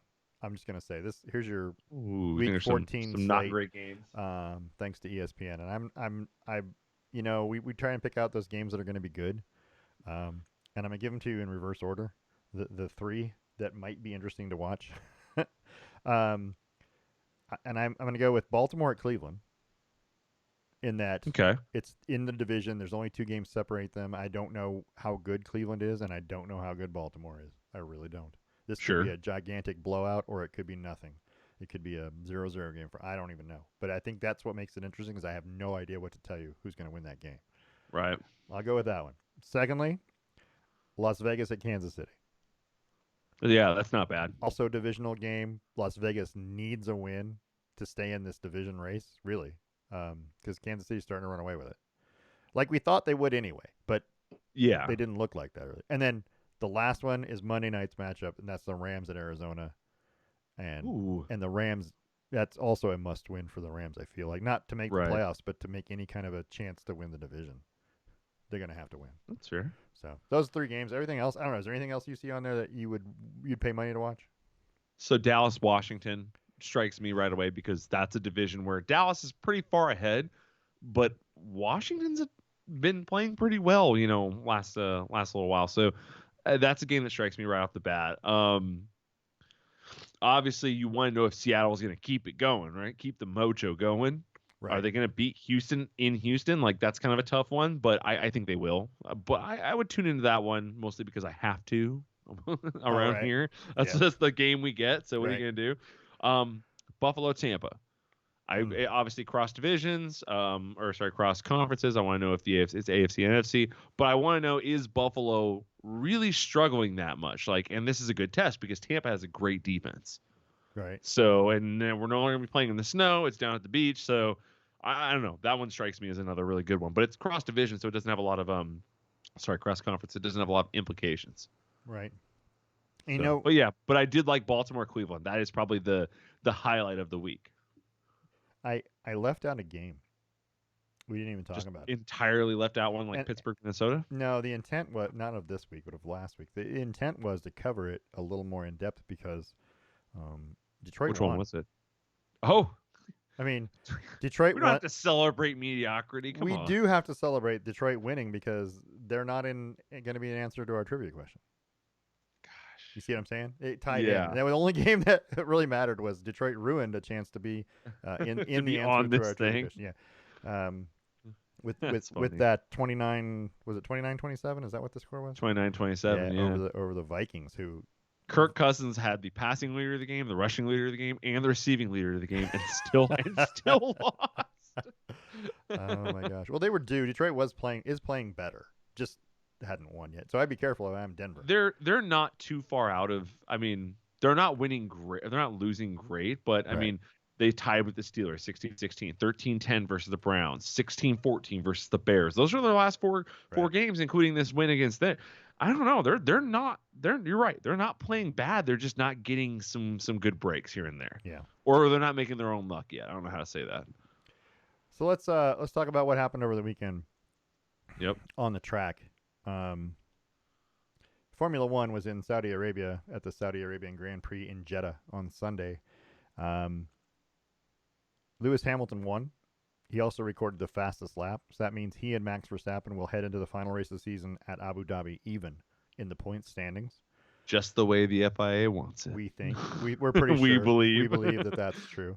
It's basically a winner-take-all showdown. Whoever finishes higher gets the win. If neither of them finishes in the points, Max Verstappen will win on wins. Yeah, on more wins this season. Races won. Which is not so really so something to know. Look for contact between Max and well, and so here's the thing: is that I think that alone kind of gives Verstappen a minor advantage in this race. In that, if there's collision and people go out, Verstappen stands to win. So just think about that moment. If Verstappen pulls higher or something like that, and Lewis is passing him, and he's like, "Oh, to hell with that!" Right. Because if Lewis Hamilton's gonna sling it into him right there. It doesn't matter if I take a place penalty or a time penalty. We both out. If Hamilton crashes out, Verstappen wins. That period. The thing is over. So Sergio Perez, your time has come. So Hamilton can't afford to even get into an accident that's going to cost him, and he can't afford to finish out of the top 10. Either of those would hand the win to Verstappen no matter what he does. So yeah, there's a chance that the other Red Bull, driven by Sergio Perez, becomes a missile. Well, because now the Constructors' Cup it's not entirely out of place, but it's damn near. Yeah, there's really no Mercedes. If Bottas and Lewis place in the top, even if one of them places in the top 10, I think it's over. Yeah. So it's effectively over. So yeah, Sergio doesn't have much to race for. Not really. If he's not racing for first place. Unless he's trying to, unless it's respect. I mean, if that's what he's after, because, he's not getting replaced next year, right? No, he's still going to be back next year. He'll be back. So yeah, so he's not racing for a seat. So that's actually good. Maybe he doesn't want to try and go full missile mode. And I don't know. I mean, if you get told, so here's the thing: I was talking about this today, and the thought crossed my mind is that if you're going to do it, you got to do it early, right? You got to make this collision happen early. You got to do it in an early turn when there's a lot of traffic. Turn one, lots of traffic, and maybe you don't hit Lewis Hamilton, but you hit someone who hits Lewis Hamilton. You try and figure that out. Okay, I'm 2 cars ahead of him, or I'm one. Exactly. The only thing that screws that up is if he's in first. Hamilton. If he pole positions and starts the race in first, that's going to be a lot more difficult to do. And he's gotten the pole position for the last 3 races. But then what you have to do is wait for him to come around and lap somebody. Right, and then maybe Sergio Perez makes an ill-timed cut a yellow flag in front of him or something. Maybe, yeah, red flag. Maybe people get put. Who knows? But I'm just saying. Definitely keeps it interesting. Hamilton will have to be on his toes this entire game. He has to be ready for anything because it could happen a lot of ways. I would definitely keep my eye on this race. If you haven't watched a race all year, this might be the one you want to tune into and watch. Although you'll probably have to tape it. No, you won't. You just got to do what I do. No, wake up super early and groggy-eyed watch the race. No, you don't. Actually, it's not as bad. It looks like to me. These are Eastern times, so qualifying is Saturday. That's not right. This is the wrong race. I don't know what time qualifying is, but the race is Sunday, December 12th at 5 a.m. They've got the Saudi Arabia one up here. I don't know why. Oh yeah. That race is at 9:30 a.m. But so qualifying so the race is, I don't know what time qualifying is, but the race is Sunday, December 12th at 5 a.m. So yes, you will have to get up at the ass crack of dawn. I'm going to get up and watch it live. There's no way I'm missing this. I don't think so either. I will get up, watch it, go to bed, and then get up later and talk about it. This is a race track that I feel either team could do well on. There's enough straight. There's no clear advantage. Yeah, but there's enough right hand, 90-degree turns and sharp turns that it would favor Red Bull. But there's enough straightaway that I could see Mercedes being good at. You know what I mean? They're better in the straights and they're faster. It's just a faster car. Right. After turn 5 and after turn 7, there are these 2 big long straightaways, and then there's another one between 16 and the start again. Yeah. So there are some spots there where this could make or break people in these weird little curvy sections, and then absolutely go the opposite way in the straight sections. Qualifying is Saturday, 5 a.m. And then the race is Sunday, also 5 a.m. I will get up to watch the race. I am not freaking getting up to watch qualifying. I'm not even gonna record it because I'm gonna get an update on my damn phone. I'm gonna wake up in the morning. The first thing I do is I reach over, I grab my phone, see if I missed any messages or emails, and I'm gonna see right there at the top, Blingo Blongo, Max Verstappen qualifies on pole. So the Saudi Arabia race was filled with penalties, collisions, red Oh flags. yeah. Um, one of the more entertaining races I've watched since I've been watching it for the last 2 years. Entertaining in that you have something to think about while you're watching the race. You were invested in the race. You couldn't not be. I mean, you just were like, what just happened? Almost. You weren't just a bystander. You No, were like, oh, you were what is sucked going on in. here? You were absolutely sucked into it. And if you didn't see it, you should go check it. You can just go watch the highlights on YouTube. That's all you're going to do is go to YouTube and just type in Saudi Arabian Grand Prix 2021, and you'll see everything that we're talking about.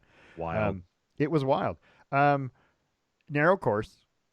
It's a road course officially because it's technically part of it's on a road, I guess, but it's a narrow course at super high speed. It's one of the fastest in Formula What did we 1. say? It was 155? 155 is the average speed. Yeah. Jeez Louise. Yeah. And on those straightaways, they're hitting 280.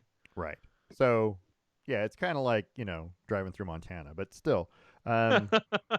Or on the way from Nevada, from Las Vegas to Salt Lake City. Right. There's this spot there where just everybody, it's gone. Yep. There was lots of bad blood, finger pointing. A lot of calls to race director Michael Massey from both the Red Bull and Mercedes. These teams don't like each other. They really don't. They don't. And as they should. It's great television. It absolutely is. I will tell you, and I don't know how much we want to get into it fully.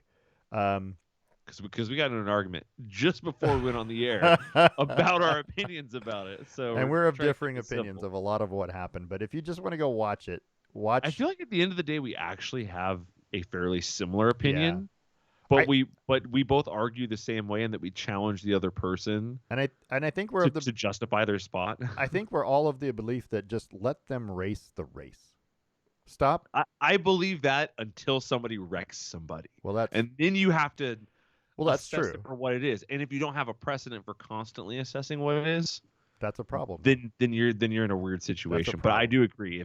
I wish they would stop worrying about. I wish that we didn't have to talk about should Sergio wreck out Lewis. Well, yeah, that shouldn't even be an option. Because if that happened, then somebody should be effectively penalized, but there's no good way to do that. Right, and that's it's crazy. And that's what I was saying.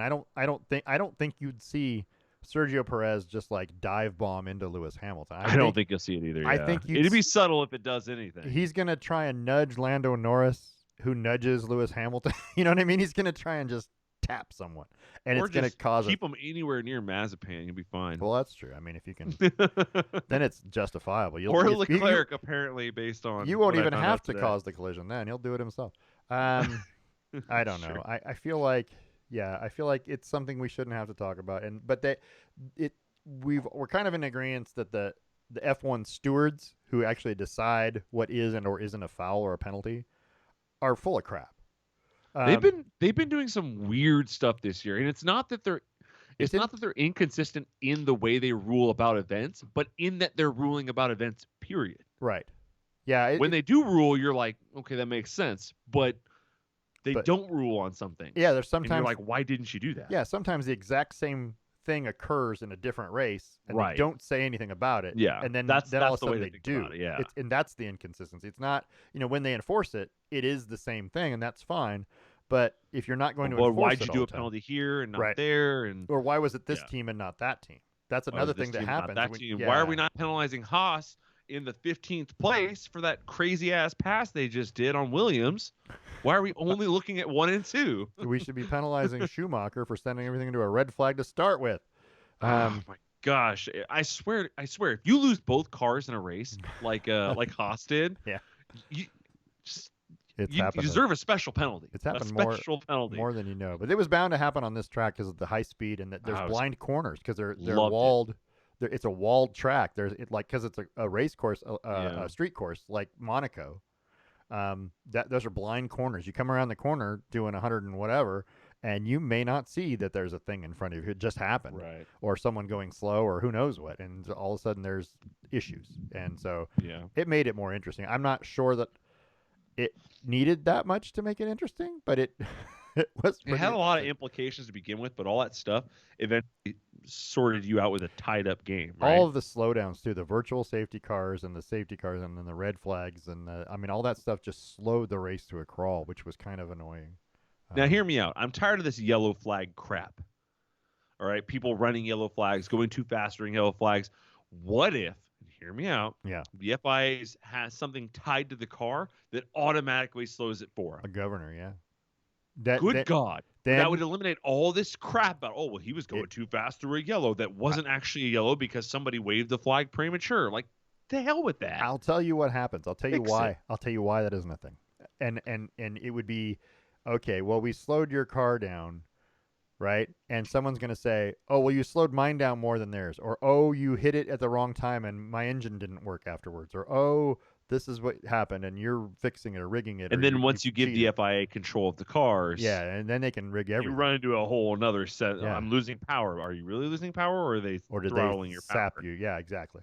Yeah. So Correct. I'm with that, but also, Yeah, you'd think you there'd be a know, way. so Lewis got summoned after qualifying to talk to the stewards because of possibly running yellow flags. Right. And what they determined was that the guy who started waving the flag started waving it without ever being told to. Yeah. He was assuming that he should have waved the flag. Right. And that's what it was. And it's like, and so now you have Red Bull fans and Mercedes fans going back and forth They're, saying, well, he did it and that's a problem and right. they penalized Max and Right. this, and it's like, Yeah.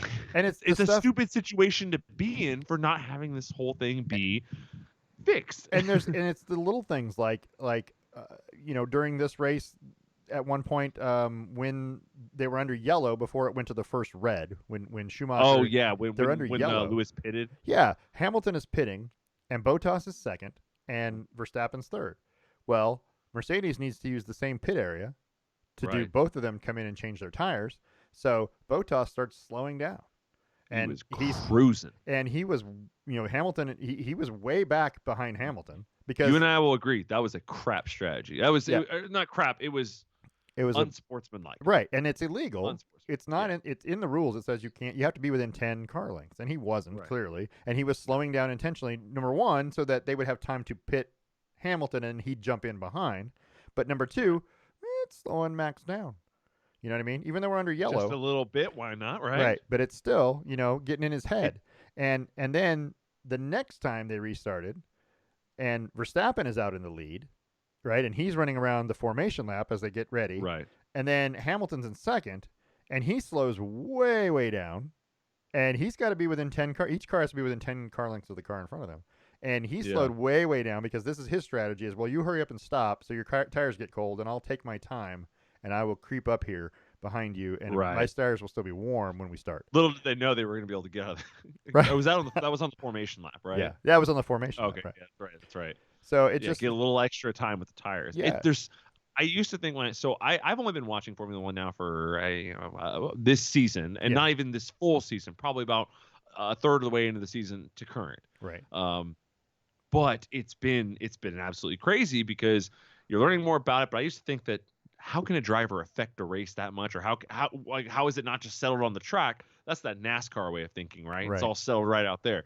But man, those things like slowing yeah, down while somebody else is pitting, so that way your pit is a little more effective and right, things like that, or keeping your tires hotter. It's absolutely crazy. yeah, And these two teams, Mercedes and Red Bull, I mean, we don't need to talk about Ferrari and McLaren, unfortunately, because I like McLaren. We don't need to talk about any of them because none of them are competing for the title. right, But these two teams are doing everything they can yeah, to oh yeah, get an advantage on one another. It doesn't matter if it's Toto Wolff pulling a stunt by slowing, the Mercedes or the Red Bull drivers down, right, or if it's Christian Horner running to the stewards saying, "Can you investigate that? Can you investigate that? Can you right, investigate that?" or It doesn't matter. hey, They're all doing it. have a look at this wing that I just touched. Have a look at this wing that I just touched, or answer this question, or talk to me about this. Everything. So It matters so much. this It's is crazy. this is one of the things I was going to say. Number one, that direct line of communication between the race director and those engineers between the teams, So weird. it needs to not be there during the race. Not at all. If Wait, you have are you talking about when they offered them so no, the spot? just in general, F1 race director Michael Massey doesn't need to have a phone ringing every 3 seconds from someone complaining about something. I completely agree with that. I completely agree with that. Absolutely. I mean, do coaches and we're talking about American sports Right. versus international sports, but do coaches ever get the chance to talk to officials, even in like global soccer? Just throw it out. You just don't get get rid of to. it. You do, It's after not the your race, time. if you have a problem with something I did, you let me know and file an appeal. Until then, this is it. Yeah. There shouldn't be bargaining going on. There shouldn't be complaining. I hated that they called him and said we're going to offer you Yeah, that was P3, and I'm like, what do you mean offer him? Yeah. Give him the spot that they deserve, right. or And- don't. Like, and- I don't understand why you're offering Yeah, it to him. it sounded weird the way that was phrased, and it was a weird Yeah, way of handling things. but that's that old gentleman style of I guess. racing, right? I feel like there's some of those rules are still in place. You know, I feel like after this year they're gonna come up with a rule about brake checking. They're probably actually gonna Maybe. put something in stone. But Who knows? but they're also gonna come up with rules in the next year probably about cornering, how Here's- you're gonna take corners. Here's one of my favorite things. So after when the first when Schumacher hits the wall and it goes yellow, Yeah. right? So now no one can pass each other. They have to Right. drive at whatever speed. It's a reduced speed, and they're driving around. At that point, it's Hamilton, Bottas, and Verstappen. And Hamilton and Bottas decide they're going to pit and change to hard tires, right? Thinking it'll take them Yeah. to the end of the race, which was the right strategy. Let's be Right. honest. It actually paid him off quite a Right. bit because And it so separated Hamilton from Verstappen at the end. And so at that point, Verstappen had to try something different. Well, they left him out there, right? The Right. Red Bull knew that was going to be a thing. So they left him out there on his yellow tires, on his mediums, what he started with. And then it goes red. Okay? Then it goes red. They drove Yep. around for a couple laps, and then they said, nope, it's too much damage. We got to fix the wall. Yeah, it's they had to going bring in red. the crane onto the course Right. to pick up the piece of the wall, which is Right. bonkers to me. Yeah. Well, But being it was a three straight-on people had wrecked impact. in that spot between Formula 1 and Formula 3. Yeah. 3 people had wrecked in that exact same Yeah. spot. And it's a straight-on crash. You come right through that. If you don't make that corner, you're going straight into the wall, basically. Right. But anyway, so they go red flag, which means now everyone has to come into the pits. And Right. and unfortunately for Mercedes, what's allowed is changing tires.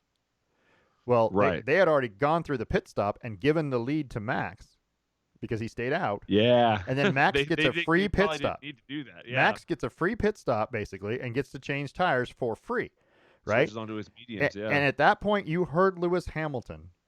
The wall looked fine. Why are we on a red flag? And I'm like, oh, you're the security guy now. You're the guy in charge of Hey, deciding you that. gotta lobby the call, otherwise you won't get it, right? And that is exactly what he was doing. And it was funny to listen to him become, the expert on whether that wall was damaged enough to be a red flag or not.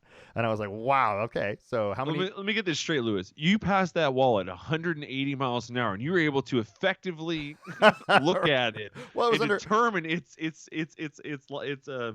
viability. Like, was you under- were able to do that. It was under yellow. I think it was only 120. Sorry, my bad. You passed it over the course of 1.2 seconds, and Maybe. you went. Yeah. It's Yeah, good. no, it's fine.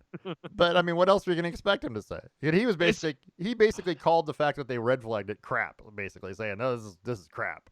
And I'm but like, see, that's a thing this year. That's another Jeez. storyline this year is that, but all of these teams, well, not all of these teams. We are saying all of these teams.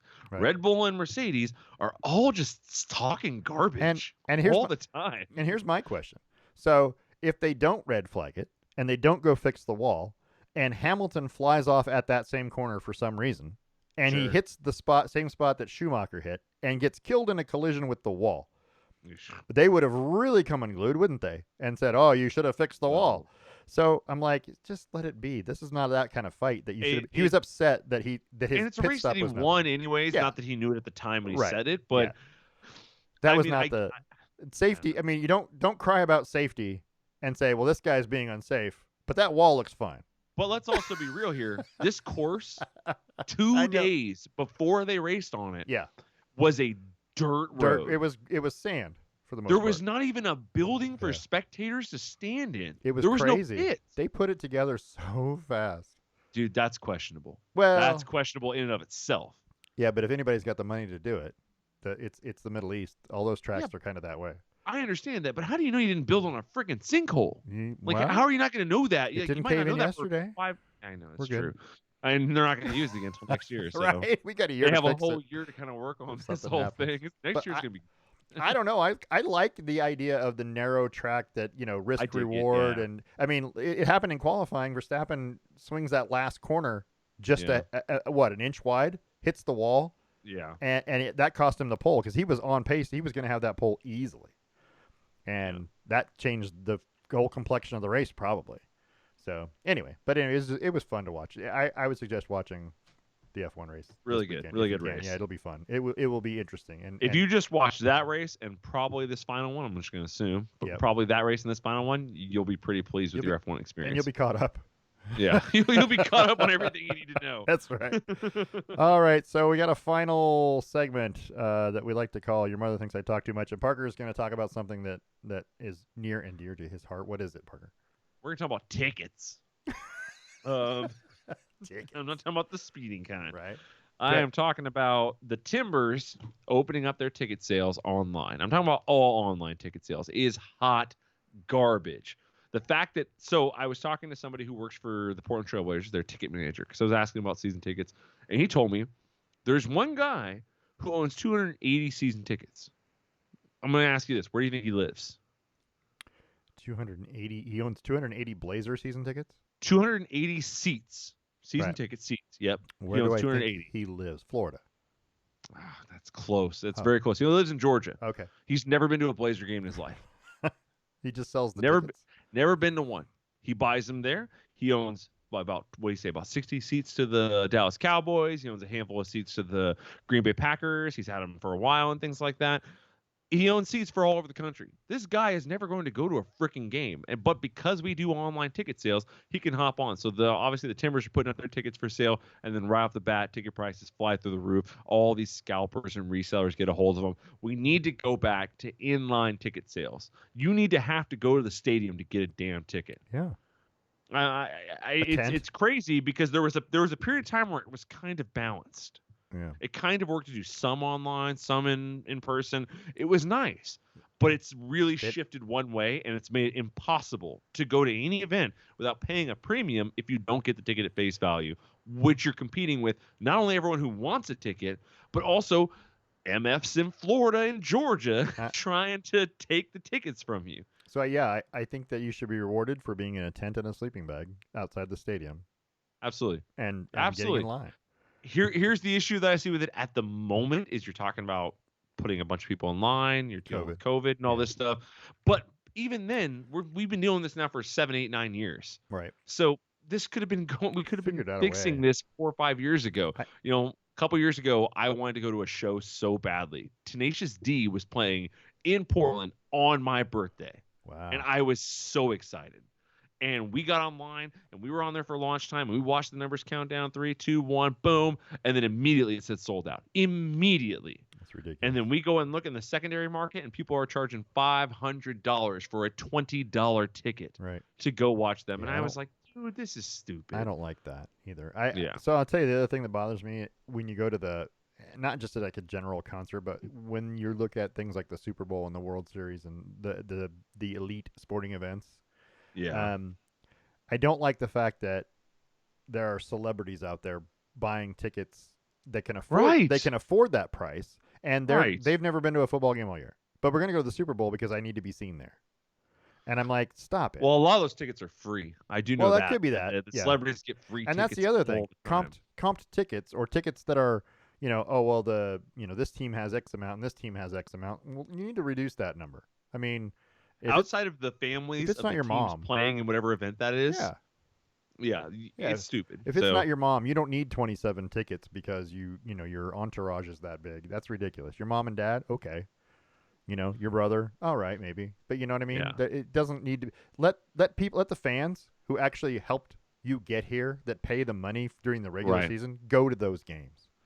Yeah, that's it's just a frustrating thing because I don't like the fact that so Kraken tickets is a great example, right? Oh God, yeah. The Seattle Kraken are sold out for almost every game on their website, and the games that you want to go to, the decent games, you have to go to the secondary market. Well, the cheapest price I found for a nosebleed section at a Kraken game is about $130.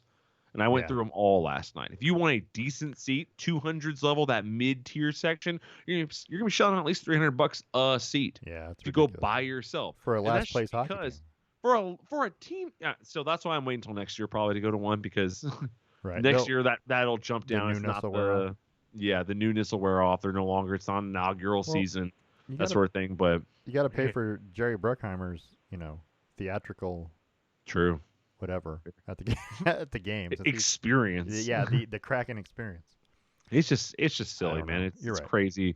It's crazy that I can't get a hold of tickets to events that I want to go to. I want to give the Timbers my money. I want to give the Blazers my money, but there are people between me and them stopping that from happening. Right. And that is a problem when I live here in Portland There and I want to go to those things. there comes a point where we're gonna get so riled up we're gonna need and Oh, and then hasn't happened yet. I know we haven't done it yet, but I'm at some point in time I'm gonna use that, just Soon. just for effect, right? So We'll talk about it. We'll talk about it pre-show one time, and then we'll cue it up, and I'll give you like a big elongated, like, what do the the yep. one we hear. Like Dr. Evil on Jerry Springer. Oh my gosh. So that's my minute, is me griping about tickets. Yeah. So let's finish this. Let's do. I hate to say it like that, but let's finish this. Stave and Stone trivia question. Brought to you by Stave and Stone Wine Estates in Hood River. If you're looking at the website, and you should be, right here. So staveandstone.com. The winery at the vineyard is open 12 to 6 daily for indoor and outdoor seating. The downtown tasting room is open 12 to 6 Thursday through Sunday. You can call them at 541-946-3750. That's 541-WINE-750 and make a reservation. Or you can email them, reservations@staveandstone.com. Their holiday hours are up on here. Obviously closed Thanksgiving, Christmas, New Year's, but we're past Thanksgiving. I shouldn't even said that. But anyway, it's not a point. Point is, go out to Stave and Stone Wine Estates. Either, at the one out, it's technically Odell, if you want to call it that. It's Hood River, but it's Odell. Or the downtown tasting room. Either one. Great wines. People are nice. You'll have a great time, I promise. I don't know if they're doing live music yet downtown. I should ask Jill. I will find out. But they used to do live music on Friday nights downtown at the tasting room. I should find out. Cool. I will let you know. But anyway, go to Stave and Stone Wine Estates. Stave and Stone Wines with Personality. So our trivia question, in case you didn't hear it, was, since 1944, how many times has, and I'm going to change the wording, has a professional football team, more than likely the NFL, they were teams that ended up in the NFL, how many times have they had a winless season? So Okay, so I know two for Okay. sure, one questionable, and that's all I got. what do you got? I know the Browns fairly recently. What year? No? Like 16, No, no. 2016, It's 20 2018, it's something like that. 2017. 27. Okay, right in there. Okay. So and I know the Lions. Yeah. Right around the time I was so like right at the end of like towards high school. So like 07, 08, something like that, 08 or 09. The 2008 Detroit Lions, Yeah. correct? Those are the two I know for sure. Yeah. There's the other one, which is the Cowboys. They had the first winless season. I don't know when it was though. Okay. And I don't know anymore. So that was 1960. It was the first year of the Cowboys' existence. 1960. They were- So that's still pre-NFL then. They were 0-11-1. Oh, nice. Yeah. So I know that they had the first one, but I didn't know How many total there were? Yeah, I didn't know how many there are. So are there more than the three? There are 5. Who are So, the other ones? 1976 Tampa Bay Buccaneers 0-14. And Nice. the 1982 Baltimore Colts were 0-8-1 in a strike shortened season. A strike shortened season. Correct. So got to put a little sweet little asterisk next to that. I guess you still didn't win, so it doesn't matter. There's no, Yeah. you only put an asterisk next to people who did something good during his during his Yeah, season. but they thought there was going to be a game number 10, and it just never happened. Even if it was going to just be a 1-game season, you were 0-1. That's winless, dude. Do you think they were 0-8-1 and we're like, all right, guys, we're going to rally up here next week? Game number 10, that's all us. We're playing the completely defeated whoever. I'm pretty with the one loss whoever, and then the season gets stopped. I'm just going to tell you, one of the quarterbacks on that team in the 1976 Tampa Bay Buccaneers was Steve Spurrier. Just FYI. Steve Spurrier. So there you go. Steve Spurrier is the guy who kept heckling Tennessee, right? Like you can't spell citrus without UT. Yeah. He's also a Heisman Trophy winner. But that's beside the I point. like Steve Spurrier. Yeah, he says a lot of good things. I know, he's fun.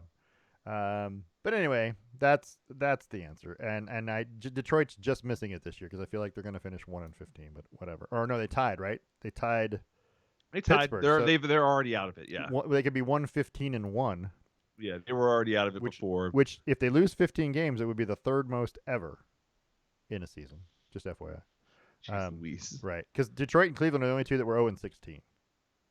So, yeah, everybody else had less losses than that because they played less games. Anyway, that is all we have for today. We're going to be back next week.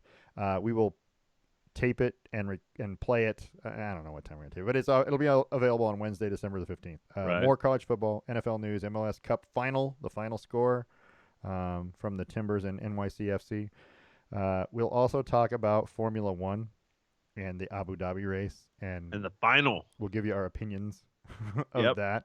And I believe at some point in time we are going to cover more Seattle Kraken. We didn't really talk about it today other than ticket prices, but we will cover the Seattle Kraken at some point because, like I said, football's winding down. So now we're going to go heavy. Soccer's basketball. Going to drop off. Basketball and hockey are coming up. That's going to be our bread and butter here for a little while. So, anyway, sports are going to change. Seasons change. It's going to be great. We will let you know about all the college football bowl scores that happen. And we're going to keep an eye on this NFL playoff race, which I think is going to be fantastic. I think you're going to have it's going to be a good year, 8 teams battling for a final spot on the last weekend or something. You know, it's going to be. I'm great. very excited for this season. Yeah, it's mediocrity that's making it good for some reason. Isn't that weird? It might be parody. Some people call it parody. I'm going to call this mediocrity because you're 6-6. Hey, we're not out. We're right there. You know, we're right in the playoff, the thick of things. So anyway, there's going to be a lot of teams that are battling on that last week or two. It's going to be interesting. Yeah. So again, we are live streaming well, we're not live streaming. We're streaming. I got the wrong music. Did you hear that? Oh no. Intro. We're starting again. We're started over. Just start over. How about this? There it is. There you go. We're streaming on YouTube every weekend. Well, technically, it still says every weekend. See, my stuff is all messed up. It still says that right here, though. I read it, and I know it's not right. You're going to run out of background audio. We'll just play it again. It's this. It loops anyway. You can't really tell that it doesn't just loop anyway. We're Jokes on all of them. Right? Here. There you go. See? Perfect. It just gets right back. I'm picturing this guy drumming, just going. Takes this. So we're streaming on YouTube. Pretty much every Wednesday is when it's live. Anyway, we're on Twitter at Lamm Sports. We're on Facebook under the Best Lamm Sports Show. You can email us lammsports@gmail.com. I want to thank ESPN, the NFL, the NBA, MLS, NHL, NCAA, ABC, NBC, CBS, Fox. I feel like this one's shorter. I feel like I got the short version of the song, and I'm just going to keep talking. Do you need me to make another 40-second version of the song? I have the long one. This one seemed, I thought this was maybe I'm just talking too much. I don't know. I don't know what's going on with the timing. But Formula One, we're also going to talk about Formula One. We're going to thank Formula One. Sorry about that. Our sponsors. We want to thank our sponsors, the Range and Yakima, Boss Kitty Yarn, Stevenson Wine Estates in Hood River, and this has been a Brain Rock production of I can't even talk. Division of Lonely Tree Media LLC, and we'll talk to you next week. Thanks for listening.